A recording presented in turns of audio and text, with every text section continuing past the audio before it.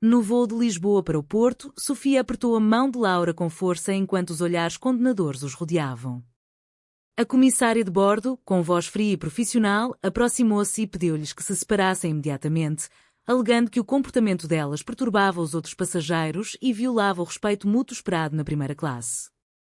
Mas o que viria a seguir, apenas 10 minutos depois, transformaria aquele momento de humilhação num abalo que faria toda a tripulação questionar cada palavra que tinham dito. Sofia, com os olhos fixos na janela, sentia o coração acelerar. Laura, ao seu lado, mantinha a cabeça erguida, mas os dedos tremiam ligeiramente. A passageira do assento oposto, uma senhora de cabelo grisalho e crucifixo visível no pescoço, murmurava em voz alta sobre o pecado e a decadência moral que invadia até os espaços mais exclusivos. Outros passageiros assentiam, alguns com olhares de pena, outros de pura reprovação. A comissária insistiu novamente, sugerindo que uma delas mudasse de lugar para a classe executiva traseira, como se o simples toque das mãos fosse uma ameaça ao equilíbrio do voo inteiro. Sofia respirou fundo, recordando as noites em que rezava sozinha no quarto da casa dos pais em Lisboa, pedindo a Deus que lhe desse força para escolher o caminho certo. Laura, por sua vez, crescera numa família mais aberta em Coimbra, mas mesmo assim sabia que em Portugal, especialmente entre as gerações mais velhas, o amor como o delas ainda era visto como uma escolha egoísta contra a tradição. O capitão foi chamado discretamente pelo intercomunicador. A tensão no ar era palpável, como se o avião inteiro tivesse parado para julgar aquele gesto simples de afeto. Sofia pensou no pai, o famoso comentador católico que aparecia na rádio todas as manhãs a defender os valores eternos da família e da igreja. Ele nunca saberia disto, ou pelo menos era o que ela esperava. De repente, uma voz no cockpit pediu identificação adicional das passageiras da fila 2A e 2B. O nome completo de Sofia foi lido em voz alta pelo sistema. Sofia Mendes, filha única do padre António Mendes, o homem cuja voz ecoava em milhares de lares portugueses contra as tentações modernas. O silêncio que se seguiu foi ensurdecedor. A comissária empalideceu, a senhora do crucifixo tapou a boca e o capitão, que descera pessoalmente, gaguejou um pedido de desculpas que soava vazio. 10 minutos. Apenas isso separava a humilhação da revelação que mudaria tudo. Ao aterrarem em Porto, Sofia e Laura saíram em silêncio, mas o peso daquela viagem já as acompanhava como uma sombra. Em casa, dias depois, Sofia sentou-se à mesa da cozinha do pequeno apartamento que partilhavam secretamente, relembrando cada olhar de reprovação. Laura preparava o chá, tentando aliviar a tensão com palavras suaves, mas ambas sabiam que o incidente no avião não era apenas um episódio isolado, era o espelho de uma luta que vinham travando há anos. Sofia crescera entre missas dominicais e sermões do pai sobre o dever filial e a pureza da alma. Laura, estudante de literatura, trouxera-lhe livros que questionavam tudo o que ela aprendera. O amor surgira devagar, como uma chama que não se apaga com água benta. Agora, com a identidade exposta, o medo de que o pai descobrisse tornava-se real. Sofia pegou no telefone, hesitante, e marcou uma reunião com o padre da paróquia local, aquele que a batizara. Laura observava-a, sabendo que cada passo em frente para uma significava um passo atrás para a outra. A noite caiu sobre Porto, e o som distante das ondas do Douro parecia coar as dúvidas que as consumiam. A viagem de regresso a Lisboa no dia seguinte foi silenciosa, mas as memórias do voo ainda queimavam. Sofia relembrava o momento em que se conheceram 3 anos antes, na Universidade em Coimbra. Era uma tarde chuvosa de outono. Ela, filha do pregador mais conservador do país, assistia a uma palestra sobre ética cristã. Laura estava lá, sentada na fila da frente, com um caderno cheio de anotações que desafiavam cada ponto defendido pelo orador. Os olhares cruzaram-se durante o debate, e algo inexplicável aconteceu. Sofia sentiu que, pela primeira vez, alguém a via não como a filha do padre António, mas como uma mulher com perguntas próprias. Depois da palestra, Laura aproximou-se com um sorriso tímido e ofereceu-lhe um café. Conversaram durante horas sobre livros proibidos pela Igreja, sobre o amor que transcende dogmas. Sofia, que até então vivia entre orações e culpa, sentiu pela primeira vez que o seu coração podia bater sem pedir perdão. Regressaram juntas a Lisboa nos fins de semana, escondendo o afeto atrás de amizades inocentes. Mas a tradição pesava. O pai de Sofia organizava jantares onde convidados importantes discutiam a crise moral da sociedade portuguesa, e ela sentava-se em silêncio, fingindo concordar. Laura, por sua vez, enfrentava a própria família em Coimbra, que aceitava o amor mas temia o escândalo que viria se o padre António soubesse. Um dia, durante uma missa na sede de Lisboa, Sofia ajoelhou-se e rezou pedindo orientação. As palavras do padre ecoavam: o amor verdadeiro não se opõe a Deus, mas deve respeitar a ordem natural. Ela saiu confusa, correndo para os braços de Laura no parque próximo, onde o Tejo testemunhava o seu primeiro beijo verdadeiro. A felicidade durou meses, até que a mãe de Sofia encontrou uma mensagem no telemóvel. O confronto foi brutal. Tu, filha de um homem de Deus, a viver neste pecado? O que dirão na rádio? O que dirá a comunidade? A mãe chorou, o pai ficou em silêncio por dias, e Sofia sentiu o chão abrir-se. Laura propôs que se afastassem, mas Sofia recusou. Pela primeira vez, escolheu o coração em vez do altar. Agora, depois do incidente no avião, o passado voltava com força. Em casa, Laura lia em voz alta um poema de Sofia de Mel Brainer sobre liberdade, enquanto Sofia olhava para a cruz na parede, herança da avó. Não posso continuar a mentir ao meu pai, disse Sofia uma noite. Laura respondeu com paciência, mas também não podes mentir a ti própria. A discussão prolongou-se até de madrugada, cheia de lágrimas e abraços. No dia seguinte, Sofia marcou uma conversa com o padre da paróquia, o mesmo que a vira crescer. Ele ouviu-a com compaixão, mas lembrou-lhe os votos da família e a responsabilidade perante a comunidade. Ninguém é completamente errado, filha. A Igreja ensina o amor, mas também a ordem. Sofia saiu dali mais dividida do que nunca. Laura esperava-a na rua, com um ramo de flores simples, símbolo de que o amor não precisava de aprovação divina para existir. Mas o peso da tradição portuguesa, enraizada em séculos de fé católica, tornava cada escolha uma ferida aberta. Sofia começou a questionar se o seu amor não estaria a destruir lentamente a família que tanto amava. A tensão aumentava, cada telefonema do pai era um teste. Como está a minha menina piedosa? Perguntava ele, alheio a tudo. Sofia respondia com voz trêmula, e o silêncio depois de desligar era o pior castigo. A primeira confrontação aberta aconteceu numa tarde quente de verão em Lisboa. O pai de Sofia, o padre António, veio visitar inesperadamente, trazendo consigo o peso de anos de sermões. Sentaram-se os três na sala pequena do apartamento, Sofia, Laura e ele. O ar estava carregado. Ele começou calmamente, falando da missão divina da família, da importância de preservar os valores que Portugal defendera durante séculos contra as ondas modernas. Laura tentou participar, citando textos bíblicos sobre amor ao próximo, mas o padre interrompeu-a com autoridade. O amor não justifica o desvio da lei natural, minha filha. Deus criou o homem e a mulher para se completarem. Sofia sentiu o peito apertar, defendia o seu amor com argumentos que aprendera com Laura, mas via nos olhos do pai a dor genuína de quem acreditava estar a salvar a alma da filha. Tu não entendes, pai. Eu rezei tanto, pedi sinais, e Laura é o meu sinal. A mãe, que chegara entretanto, chorava em silêncio no canto da sala, lembrando as missas da infância e os sonhos de um casamento na igreja. Ninguém gritava, mas cada palavra era uma lâmina. O padre António argumentava que o sacrifício era o caminho da santidade. Laura contrapunha que o verdadeiro sacrifício era viver uma mentira que destruía duas pessoas. Sofia, no meio, sentia-se rasgada. Amava o pai com toda a força da educação recebida, mas amava Laura com uma intensidade que transcendia dogmas. A discussão durou horas, com pausas para chá e lágrimas.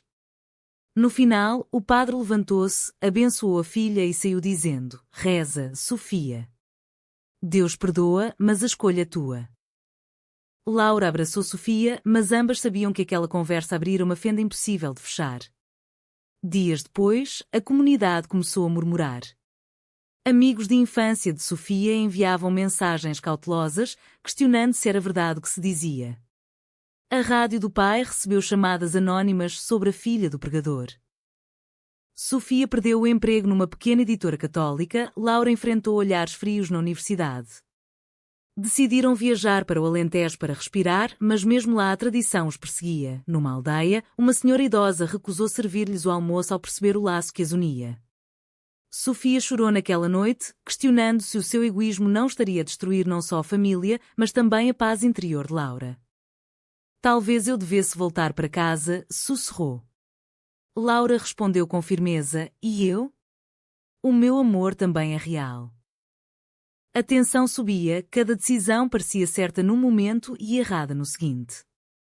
Sofia marcou outra conversa com o padre da paróquia, mas desta vez levou Laura. O diálogo foi tenso, mas honesto. O padre reconheceu que o amor delas era sincero, mas insistiu que a igreja não podia abençoá-lo.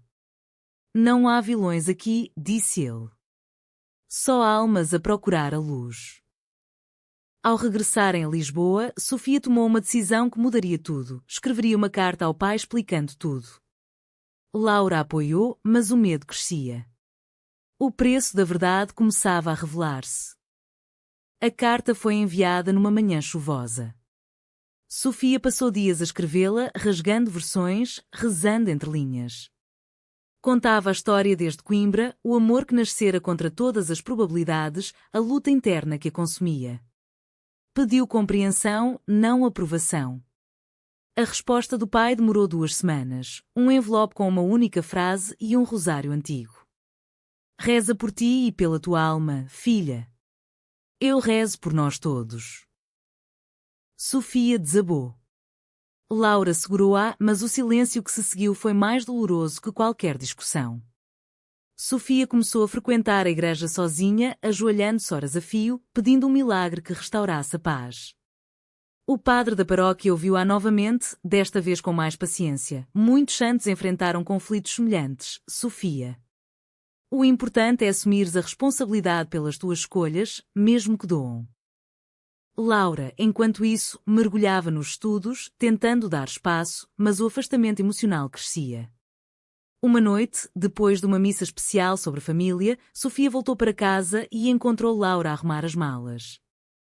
Não quero ser motivo da tua destruição, disse Laura. Sofia implorou que ficasse. O debate durou até ao amanhecer, cheio de argumentos sobre fé, liberdade e o que realmente significava amar. Ninguém tinha razão absoluta. O pai defendia a tradição com amor paternal, Sofia defendia o coração com sinceridade, Laura defendia a dignidade com coragem. A decisão veio dias depois. Sofia escolheu ficar com Laura, mas aceitou perder o contacto diário com a família. A mãe parou de atender chamadas, o pai cancelou o jantar de Natal. O vazio instalou-se. Sofia acordava à noite com pesadelos de sermões e olhares de reprovação. Laura consolava-a, mas carregava também a culpa de ter roubado uma filha ao pai. O conflito interno de Sofia atingiu o pico quando recebeu uma mensagem da irmã mais nova. O papá está doente do coração. Dizem que é do stress. Sofia sentiu o mundo ruir. Correu para a igreja, rezou de joelhos até sangrarem, mas a resposta que encontrou foi a aceitação da perda. Eu escolhi isto, murmurou para si própria. Laura, ao lado, respeitava o processo, sabendo que a verdadeira força vinha de assumir as consequências. O ritmo da vida acelerava, cada dia trazia novas feridas e pequenas vitórias. Um amigo comum tentou mediar, mas o abismo era profundo. Sofia começou a escrever um diário, transformando a dor em palavras que talvez um dia partilhasse. A viagem de avião parecia agora um presságio, a humilhação pública fora apenas o começo da verdadeira provação interior. Os meses seguintes foram um turbilhão. Sofia perdeu o último laço com a família quando o pai publicou, sem nomear, um artigo na rádio sobre filhos que traem a herança espiritual. A comunidade católica de Lisboa virou-lhe as costas, antigos colegas de escola evitavam-na na rua. Laura, por sua vez, enfrentava pressão na universidade. Um professor conservador questionou publicamente a sua influência negativa. Juntas, decidiram mudar-se para um bairro mais discreto no Porto, onde o Douro parecia lavar parte da dor. Mas a culpa não desaparecia. Sofia sonhava com a mãe a chorar na missa, Laura acordava com o peso de ser a outra. Uma tarde, encontraram-se por acaso com o padre António numa conferência em Braga. O encontro foi breve e cortante. Ele abençoou Laura com relutância e disse à filha: a escolha foi tua. Agora carrega-a com dignidade. Sofia sentiu o coração partir-se, mas pela primeira vez não pediu perdão. Regressaram ao Porto e, naquela noite, conversaram longamente sobre o que realmente importava. Ninguém está completamente certo, disse Sofia. O meu pai ama-me à maneira dele, eu amo-te à minha. Laura concordou, mas acrescentou: e o preço? Vale a pena? A resposta veio numa viagem ao Algarve, onde, longe de tudo, Sofia sentiu pela primeira vez a paz de assumir a responsabilidade total. Aceitou que o amor delas causara dor, mas também que o silêncio teria causado outra dor maior. Decidiram oficializar a união civil, um gesto pequeno mas simbólico. A família não compareceu, a igreja ficou vazia de rostos conhecidos. Sofia chorou no dia, mas Laura segurou-lhe a mão com força. De regresso, a vida retomou um ritmo novo: trabalho, estudos, pequenos momentos de felicidade roubados ao julgamento alheio. Mas o conflito interno de Sofia não acabara, rezava ainda, em privado, pedindo que Deus entendesse o seu caminho.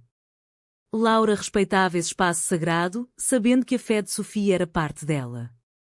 A tensão social aumentava com cada notícia nacional sobre direitos LGBT, amigos dividiam-se, famílias partiam-se.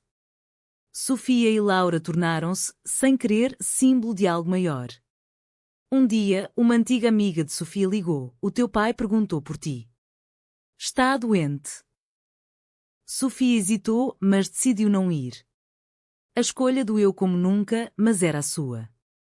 Aceitar a perda era o preço da verdade. O despertar não veio como vitória, mas como quieta responsabilidade. O tempo passou e a vida no Porto estabilizou numa rotina de aceitação mútua. Sofia trabalhava numa pequena livraria escolar, Laura terminava a tese sobre identidade e fé na literatura portuguesa. Os olhares estranhos diminuíram, mas nunca desapareceram completamente. Uma tarde de primavera, receberam uma carta do Padre António, uma única página onde ele confessava que rezava todos os dias por elas, sem julgar. Talvez Deus tenha planos que eu não compreendo, escreveu. Sofia chorou ao ler, sentindo que o círculo se fechava sem se fechar. Laura abraçou-a e naquele momento, sob o sol que entrava pela janela, perceberam que o amor sobrevivera a tudo: humilhação pública, rejeição familiar, debates intermináveis. Não houvera vencedores, apenas sobreviventes que assumiram as suas escolhas. Sofia ainda rezava às vezes, mas agora com gratidão pela dor que a tornara mais humana. Laura aprendia a respeitar o silêncio sagrado da companheira. Juntas, caminhavam pelas ruas do Porto, de mãos dadas abertamente, sabendo que cada passo era uma responsabilidade assumida. O voo de Lisboa para o Porto, aquele que começara tudo, parecia agora distante, mas a sua lição permanecia. Decisões que parecem certas ferem profundamente, e o despertar vem não da vitória, mas da aceitação da perda. No final das contas, será que seguir o coração foi a escolha certa, ou o preço pago à família e à fé foi demasiado alto para justificar a felicidade conquistada?